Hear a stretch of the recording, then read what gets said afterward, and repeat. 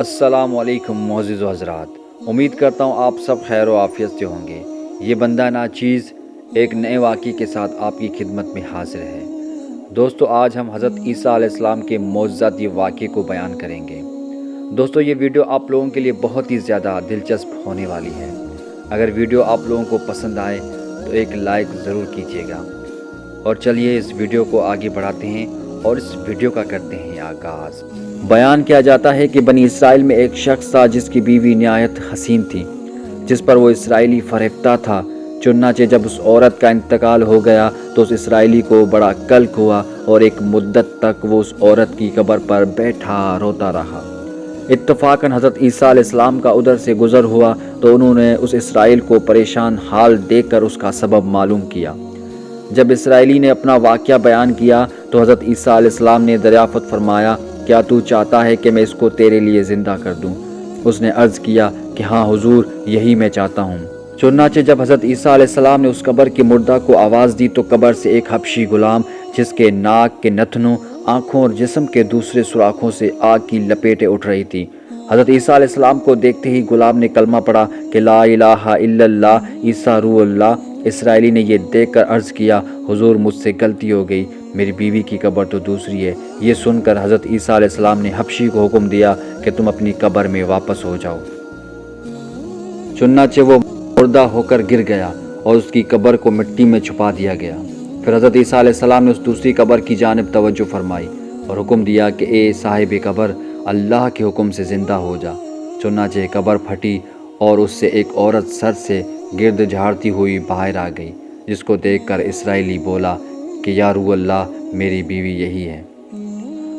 اور حضرت عیسیٰ علیہ السلام کے حکم سے وہ اسرائیلی اپنی بیوی کو ہمراہ لے کر واپس ہونے لگا، مگر عرصے سے جاگا ہوا تھا، اس لیے اس پر نیند کا غلبہ ہو گیا اور اس نے اپنی بیوی سے کہا کہ تیری قبر پر گریہ زاری اور بیداری نے مجھے ہلاک کر دیا ہے، اس لیے میں چاہتا ہوں کہ کچھ دیر آرام کر لوں۔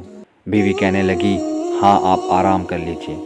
اتنے میں ایک گھوڑے پر سوار ایک شہزادے کا ادھر سے گزر ہوا جو اپنے زمانے کا یکتا حسین تھا، جس کو دیکھ کر شہزادی اسکج فریفتہ ہو گئی اور اس کا دل قابو میں نہ رہا۔ اس نے شوہر کو وہیں چھوڑ کر عشق سے مجبور ہو کر شہزادے کے سامنے جا کھڑی ہوئی۔ ادھر جیسے ہی شہزادے کی نظر اس پر پڑی، وہ بھی اس کو دیکھ کر فریفتہ ہو گیا اور عورت کی خواہش پر اس کو اپنے گھوڑے پر بٹھا کر لے گیا۔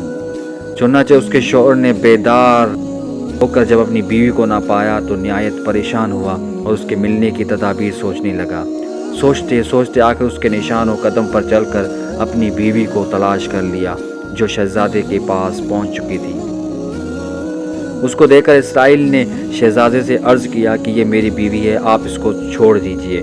ابھی شہزادہ کچھ کہنے بھی نہ پایا تھا کہ اس عورت نے کہا کہ میں تیری بیوی نہیں بلکہ شہزادے کی بیوی ہوں۔ یہ سن کر شہزادہ اسرائیل نے کہنے لگا، کیا مجھ سے میری بیوی لینا چاہتے ہو؟ اس نے کہا، خدا کی قسم یہ میری بیوی ہے، جس کو میرے سردار حضرت عیسیٰ علیہ السلام نے مرنے کے بعد میرے لیے زندہ کیا ہے۔ ابھی یہ گفتگو ہو رہی تھی کہ اتفاقاً حضرت عیسیٰ علیہ السلام بھی وہاں تشریف لے آئے، جن کو دیکھ کر اسرائیلی کہنے لگا، یا روح اللہ، کیا یہ میری بیوی نہیں ہے جس کو آپ نے میرے لیے زندہ کیا ہے؟ حضرت عیسیٰ علیہ السلام نے فرمایا کہ ہاں یہ وہی ہے۔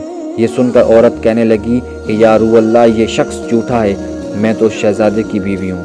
حضرت عیسیٰ علیہ السلام نے فرمایا، کیا تو وہ عورت نہیں جس کو میں نے اللہ تعالیٰ کے حکم سے زندہ کیا ہے؟ عورت نے کہا، یا روح اللہ، باخدا میں وہ نہیں ہوں۔ اس کے بعد حضرت عیسیٰ علیہ السلام نے فرمایا، جو جان خدا کے حکم سے میں نے تجھے دی ہے اس کو واپس کر دے۔